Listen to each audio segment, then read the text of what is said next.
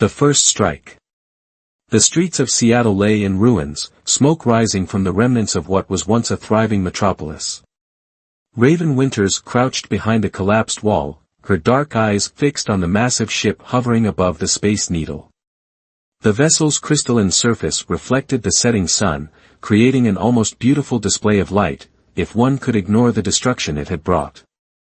"Command, this is Ghost Lead," she whispered into her communications device. Visual confirmation on the mothership. No sign of ground forces yet. Static answered her call. The aliens had knocked out most communication systems during their first attack 3 days ago. The Zenith Empire had arrived without warning. Their ships appeared simultaneously over major cities worldwide, their technology so advanced it made humanity's greatest achievements look like children's toys. Their leader, Supreme Commander Vera, had delivered a simple message: submit or perish. Raven checked her modified rifle, the weapon's familiar weight offering little comfort against what they faced. Her years in special forces had prepared her for many things, but an alien invasion hadn't been in the training manual. Movement caught her attention. The air shimmered near the base of the Space Needle, and suddenly they appeared, Zenith warriors in their biomechanical armor. Each stood nearly 9 feet tall, their bodies covered in what looked like living metal that shifted and moved with them. Their helmets featured no visible eyes, just smooth, curved surfaces that glowed with an inner purple light. "Impressive, aren't they?" a voice purred from behind her. Raven spun, weapon raised, to find herself face to face with Supreme Commander Vera. The alien leader stood there, unarmored, her skin a deep violet with patterns that seemed to shift like oil on water. Her eyes were pure white, lacking pupils or iris, yet somehow conveying both amusement and disdain. "How did you dash?" Raven started, but Vera raised a hand, cutting her off. "Your primitive stealth technology is charming, but ineffective," Vera said, her voice carrying an almost musical quality. "I've been watching you, Raven Winters. Your species fascinates me. So fragile, yet so persistent." Raven's finger tightened on the trigger, but she knew it would be useless. If Vera wanted her dead, she would be already. "We're not as fragile as you think," Raven replied, keeping her voice steady. Vera smiled, revealing teeth that looked like polished diamonds. "No. Then perhaps you'd care to demonstrate?" She gestured to the gathered warriors below. "My elite guard has been eager for some entertainment." Raven knew this was a trap, but she also knew this might be their only chance to learn something about their invaders. "What are you proposing?" "A simple test," Vera said, beginning to circle Raven slowly. "Face my warriors in combat. No weapons, just your human capabilities against their enhanced strength. Survive, and perhaps I'll consider your species worthy of more than simple subjugation." "And if I refuse?" Vera's smile widened. "Then I begin the purge of your city immediately, starting with the survivors hiding in the underground bunker 3 blocks from here." Raven's blood ran cold. They knew about the shelter. Thousands of civilians, including children, had taken refuge there. She lowered her weapon slowly. "That's what I thought," Vera said. "Humans, so predictably noble." Minutes later, Raven stood in what remained of the plaza beneath the Space Needle. 3 Zenith warriors surrounded her, their armor pulsing with energy. Above, Vera watched from a hovering platform, her white eyes gleaming with anticipation. "Begin," Vera commanded. The first warrior attacked with impossible speed, but Raven was ready. Years of combat experience kicked in as she ducked under the massive arm, noting how the alien's momentum carried it slightly further than expected. Their enhanced strength came at a cost, reduced agility. She rolled between the warrior's legs, coming up behind it and striking at the back of its knee, the same spot where human armor typically had a joint. The alien stumbled, proving her theory correct. Their armor, while advanced, still had to account for basic biomechanics. The other 2 warriors moved in, but Raven had already spotted their weakness. Their movements, while powerful, were predictable. They relied too heavily on their superior strength and technology, lacking the adaptability that humans had developed through millennia of fighting against the odds. What followed was a dance of survival. Raven couldn't match their strength, but she could use it against them. Each time they struck, she redirected their force, letting them damage each other. Their frustration grew, their movements becoming more erratic. Above, Vera's smug expression had been replaced by something else, confusion, perhaps even concern. Finally, Raven saw her opportunity.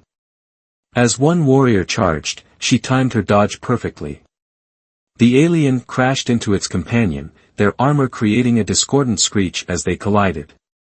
Before they could recover, Raven had scaled one of their backs, finding the subtle seam where the helmet met the shoulder armor. With all her strength, she drove her elbow into the gap. The warrior's armor sparked and sputtered, its systems disrupted. It collapsed, twitching, to the ground. Silence fell over the plaza. The remaining warriors stepped back, their helmet lights flickering with what might have been uncertainty. Vera's platform descended slowly until she stood before Raven. "Impossible," the Supreme Commander whispered. Raven straightened, ignoring the pain in her body. "No," she said, her voice carrying across the quiet battlefield. "This is just the beginning." Breaking points. 2 weeks after the plaza confrontation, Raven found herself deep within the ruins of the Seattle Underground. The old city beneath the city had become humanity's greatest advantage, a maze of tunnels and chambers that the Zenith Empire's advanced scanning technology struggled to map. Commander Marcus Torres, leader of the remaining military forces in the Pacific Northwest, studied the holographic display showing the positions of Zenith patrols above ground. His weathered face reflected the blue glow of the projection as he marked another fallen defense point. "They're adapting," he said, his voice grave. "Learning our tactics faster than we anticipated." Raven nodded, running her fingers over the scar on her arm from the plaza battle. "But they're still making mistakes. They're warriors, they're engineered for perfection, but that's their weakness. They don't know how to handle imperfection." A young scientist, Dr. Juniper Reed, looked up from her workstation where she had been analyzing fragments of Zenith armor. Her dark skin was illuminated by the glow of multiple screens displaying complex data patterns. "Raven's right," she said, excitement creeping into her voice. "Look at this." She pulled up a magnified view of the armor's molecular structure. Their biomechanical systems are designed to work in perfect harmony. When that harmony is disrupted, even slightly. She tapped a key, and the simulation showed the entire system cascading into chaos. "That's why they're so rattled by your victory," Torres said, turning to Raven. "You shouldn't have been able to beat them. Their entire worldview is built on absolute superiority." Before Raven could respond, the ground shook. Dust fell from the ceiling as the sound of explosions echoed through the tunnels. Emergency lights flashed red. "They've breached the outer defenses," a voice crackled over the comm system. "Multiple entry points." Torres rushed to the command console. "How?" "The tunnels were sealed. They're using some kind of burrowing devices," the voice replied, cut off by another explosion. Raven was already moving, checking her weapons. "They're not just adapting to our tactics, they're changing their entire approach." She turned to Juniper. "How close are you to completing the disruption device?" The scientist shook her head. "The prototype works in simulations, but we haven't had time to test it. If the frequency is wrong, it could backfire completely." Another explosion, closer this time. The lights flickered. "We're out of options," Raven said. "Give me the prototype." Juniper hesitated, then pulled a small device from her workbench.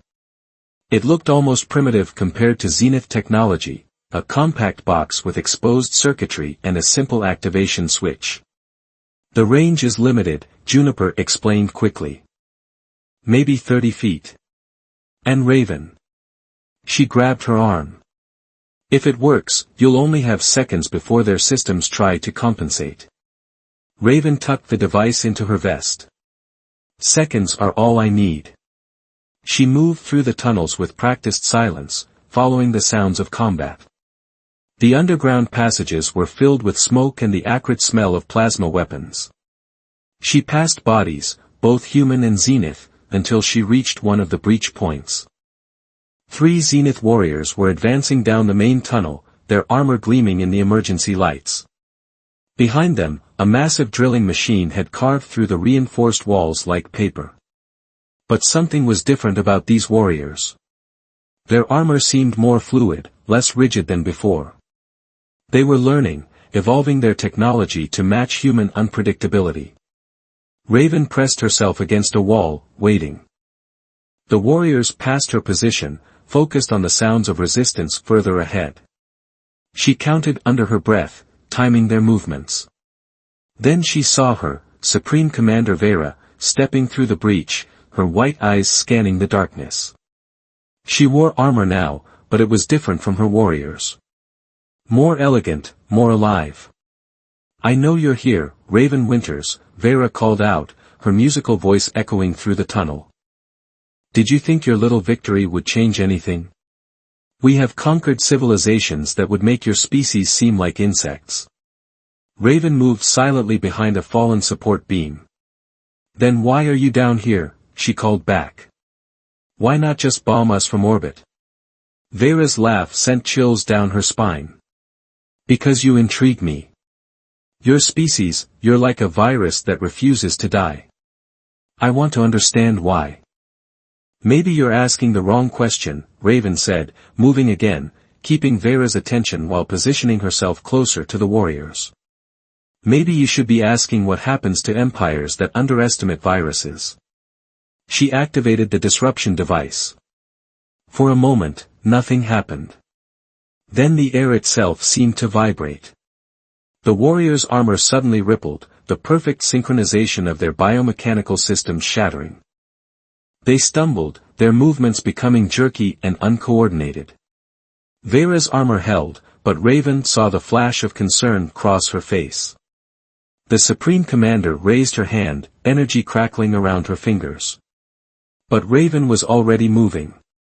She launched herself at the nearest struggling warrior, using its own destabilized armor against it.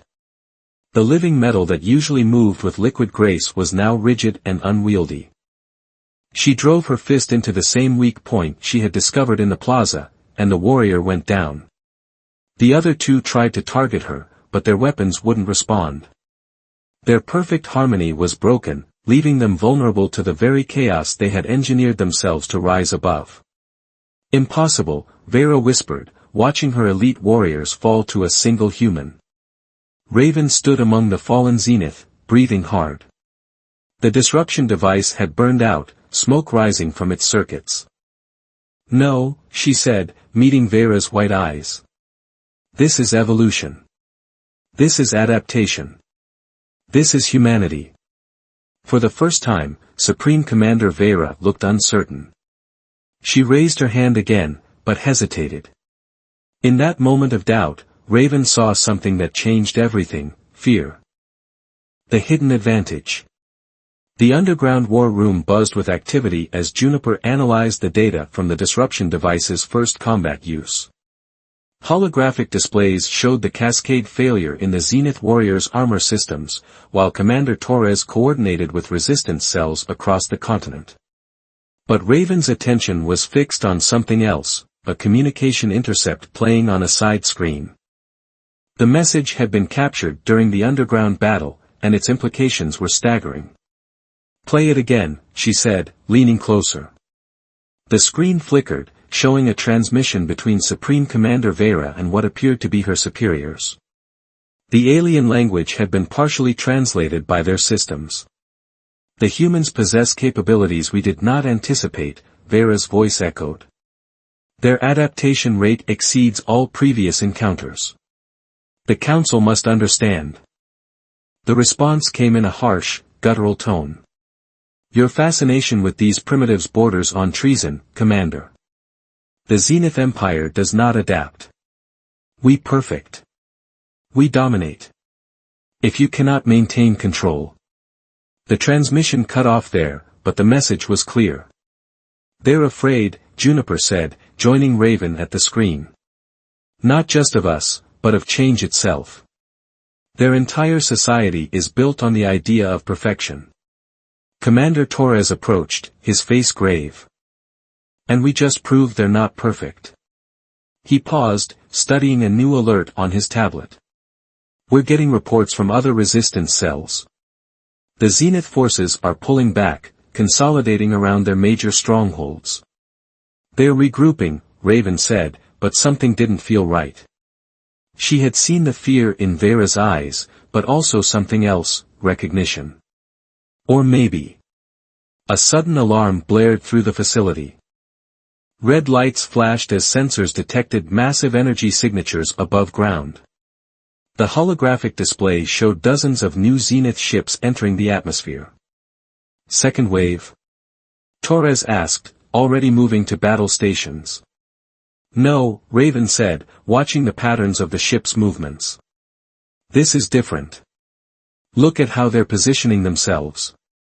The new vessels weren't attacking. Instead, they were forming a barrier between Earth and the existing Zenith fleet. As they watched, plasma fire erupted in the sky, Zenith fighting Zenith. The command center's main screen crackled to life, showing Supreme Commander Vera. But she looked different now. Her armor was damaged, and there was an urgency in her white eyes that hadn't been there before. Raven Winters, she said, her musical voice tight with tension. We don't have much time. The Council has deemed me and my entire command structure contaminated by human influence. They're sending purifiers. Why should we trust you? Torres demanded. Because the purifiers don't just destroy resistance, Vera replied. They cleanse entire worlds to maintain the Empire's vision of perfection. Your planet has hours, at most. Raven stepped forward. You're defecting. Vera's expression shifted. I'm adapting. Your species showed me something I never thought possible, that perfection isn't about being flawless. It's about having the strength to acknowledge and overcome flaws. How many ships do you command? Raven asked. A third of the fleet remained loyal to me. But the purifiers. Vera's image flickered as another explosion lit up the sky. They bring planet-killer weapons. Our only chance is to strike at their command ship before they can deploy them. Commander Torres shook his head. Even with your ships, a direct assault would be suicide. Not necessarily, Juniper interrupted. She had been working furiously at her station during the exchange. The disruption field, I think I can modify it, extend its range. If we can get close enough to their command ship. Their entire fleet would be vulnerable, Vera finished, understanding dawning in her eyes. Raven looked at the tactical display, her mind racing. We'd need a team on the ground to protect the device, and another to infiltrate the command ship itself. She turned to Vera. Your knowledge of their systems, combined with our ability to adapt. Yes, Vera said. But there's something else you should know. She hesitated, then continued. The reason the Council fears human influence so much, it's because we've seen it before. Long ago, the Empire encountered another species that valued adaptation over perfection. The Council ordered them destroyed, but some of us believed they might have been right. We've been waiting, watching for signs that we weren't alone in that belief. The command center fell silent as the implications sank in. This wasn't just about survival anymore, it was about changing the course of an entire civilization. How long until the purifiers are in position? Torres asked. 3 hours, Vera replied. After that, they'll begin systematic orbital bombardment. Raven checked her weapons, then looked at Juniper. How fast can you modify that device?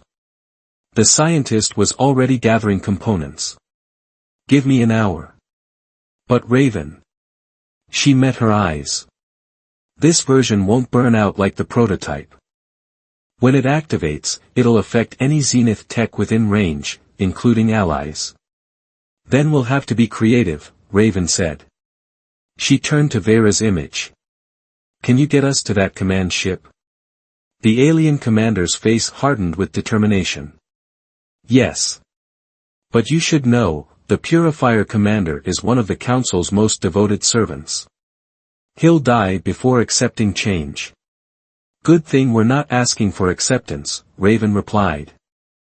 She looked around the room at the unlikely alliance forming between former enemies. We're going to show them something better than perfection. We're going to show them evolution. Above them, the sky continued to burn as the battle for Earth's future began to unfold. But for the first time since the invasion, hope burned brighter than the fires of war. Echoes of change. The journey to the Purifier command ship was a desperate race against time. Raven stood in the transport bay of Vera's flagship, watching Earth grow smaller through the energy shields. Around them, space itself seemed to burn as loyal and Purifier forces clashed in a desperate battle. Juniper worked frantically on the modified disruption device, now housed in a containment unit the size of a small car. The scientist's hands moved with practiced precision, but Raven could see the tension in her shoulders. It'll hold, Juniper said, not looking up from her work. But the power requirements. She shook her head. We'll only get one shot at this. Commander Torres's voice crackled over the comm system. Ground teams are in position. If you can disable their shields, we'll handle the rest. Vera entered the bay, her armor repaired but still bearing scars from earlier battles. She moved with a fluid grace that reminded Raven of a predator, but there was something different about her now, an uncertainty that made her seem more alive, more real. The Purifier command ship is holding position in high orbit, Vera said, bringing up a holographic display. Their commander, Executor Crow, is deploying screening forces in a perfect defensive pattern. Her lips curved in a slight smile. Too perfect. Raven studied the formation.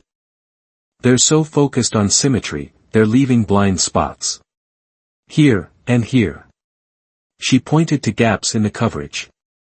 They'd never expect an attack through those points because it would be messy. Imperfect, Vera agreed.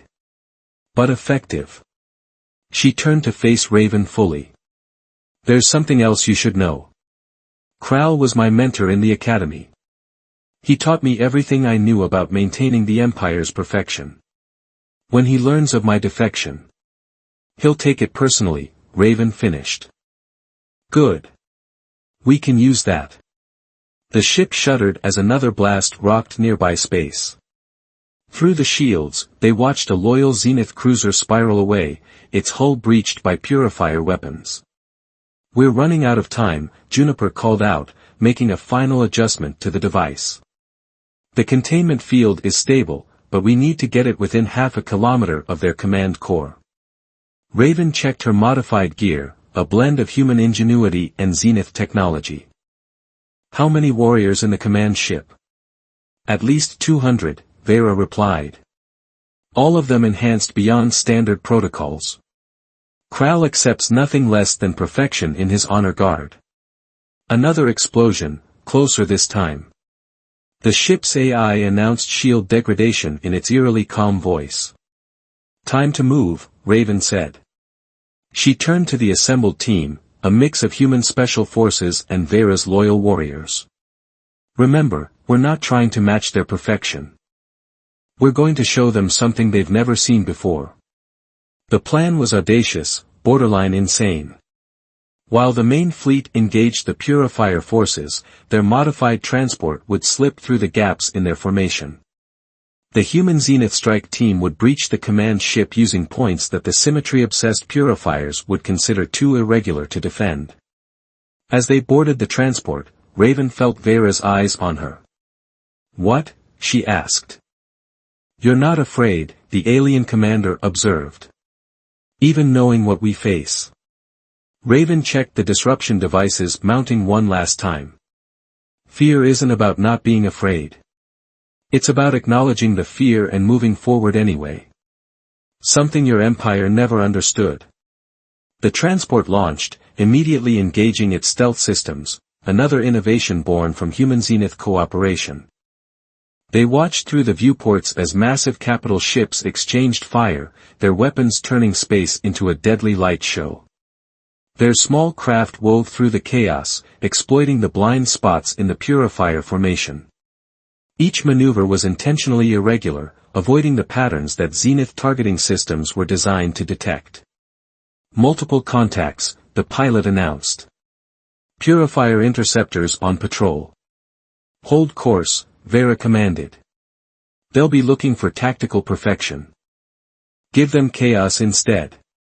The transport corkscrewed through debris fields, used larger ships as cover, and performed maneuvers that no proper Zenith pilot would ever consider.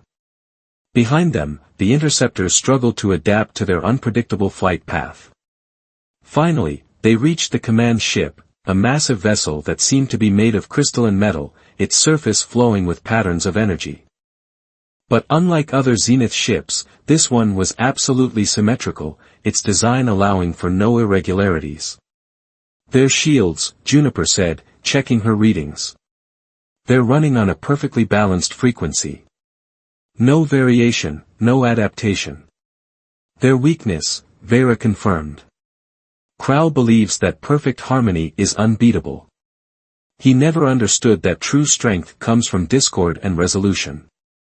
They found their entry point, a maintenance access that disrupted the ship's perfect lines, and thus was considered too shameful to be heavily guarded. As they docked, Raven turned to her team. Remember, she said, we're not just fighting for Earth anymore.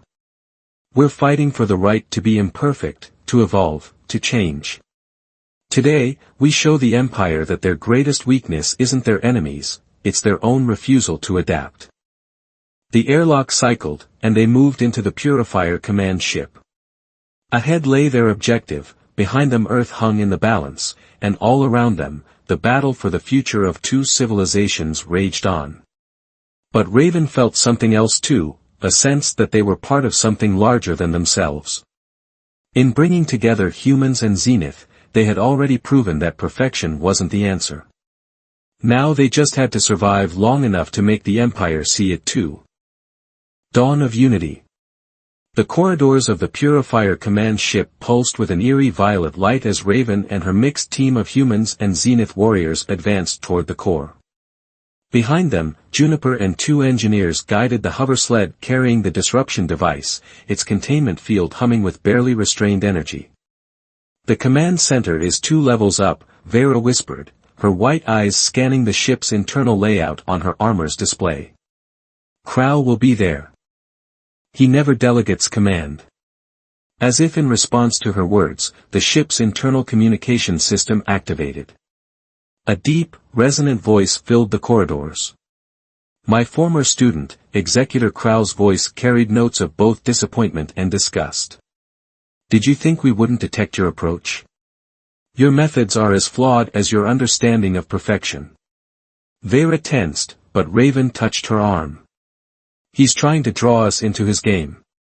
Making us fight on his terms. No, Vera replied, her voice firm. We'll show him a new game entirely. They encountered the first wave of Purifier warriors at a junction of perfectly symmetrical corridors.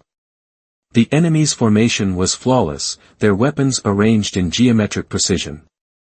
In response, Raven's team scattered in seemingly random patterns, their movements chaotic but coordinated. The battle that followed was unlike anything the Purifier ship had ever witnessed. Human Special Forces operators rolled and slid between cover, their movements unpredictable. Vera's loyal warriors abandoned their traditional combat protocols, adapting human tactics on the fly. Together, they shattered the Purifier's perfect formations. The core is just ahead, Juniper called out, checking her readings. But these energy signatures, they're preparing something big. They reached the core chamber, a vast spherical space dominated by a column of pure energy that pulsed with blinding light. Platforms and walkways created concentric circles around it, all maintaining that obsessive symmetry. And there, on the highest platform, stood Executor Crowl. He was massive, even by Zenith standards, his armor a masterpiece of biomechanical engineering. Unlike the flowing, adaptive designs of Vera's forces, Crowl's armor was rigid, geometric, every line and angle precisely calculated. Look upon perfection, his voice boomed through the chamber. This is what you would corrupt with your chaos, your evolution. He spat the last word like a curse. You've got it wrong, Raven called back, moving the team into position. Perfect systems can't grow. Can't adapt. Can't survive. Survival is irrelevant, Crowl declared. Purity is all that matters. And you have tainted my finest student with your primitive ideas. Vera stepped forward. You taught me to seek perfection, mentor. But these humans taught me something more valuable, they taught me to seek truth. Crowl raised his hand, energy crackling around his armor. Then you will die with them. Purifier teams, cleanse this corruption. Elite warriors emerged from hidden chambers, their movements synchronized like a deadly machine. But as they attacked, something unexpected happened. The human Zenith team didn't try to match their precision. Instead, they created deliberate chaos. Raven's operators used the Purifier's own perfect formations against them, disrupting their carefully timed attacks. Vera's warriors abandoned their training, fighting with a creativity that their enemies couldn't predict. Each imperfect action, each adaptation, drove the Purifiers further into confusion. Now! Raven shouted. Juniper activated the disruption device. The containment field dropped, and waves of energy pulsed through the chamber. The Purifier's armor began to malfunction, their perfect synchronization shattering. But Crowl stood unmoved, his enhanced armor resisting the effect. Pathetic, he snarled, leaping down to their level. Your device cannot touch perfection. It wasn't meant to, Raven said, as Vera moved to her side. It was meant to prove a point. The chamber's energy core began to fluctuate, its perfect harmony disrupted by the device's chaotic frequencies. Alarms blared throughout the ship. What have you done? Crowl demanded, his confidence finally cracking. Showed you the power of imperfection, Vera replied. The core's containment field requires perfect balance. But life isn't perfect. It's messy, adaptive, ever-changing. The ship's systems are realigning, Juniper called out, checking her readings. They're evolving, finding new patterns of stability. Crowl charged, his movements blindingly fast but predictable. Raven and Vera moved as one, their different styles complementing each other. Where he expected perfection, they gave him chaos. Where he sought order, they brought creative destruction. The battle was fierce but brief. Crowl's perfect technique couldn't adapt to their combined assault. As he fell, his armor finally failing, understanding dawned in his eyes. Impossible, he whispered. No, Raven said, standing over him. Inevitable. Life always finds a way to evolve. The ship shuddered as its systems stabilized into new configurations. Outside, the battle was ending. The Purifier fleet, their perfect formations disrupted, began to stand down. Commander, Torres's voice came over the comm, the Purifier ships, they're retreating. Whatever you did up there, it worked. Vera helped Crowl to his feet. The Empire will have to change now. They've seen that perfection isn't the answer. And humanity? Crowl asked, his voice hollow. What becomes of them? Raven looked at Vera, then at the combined human Zenith team that had achieved the impossible. We evolve. Together.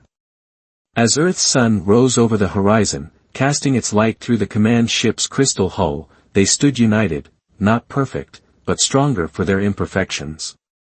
The war was over, but the real journey was just beginning.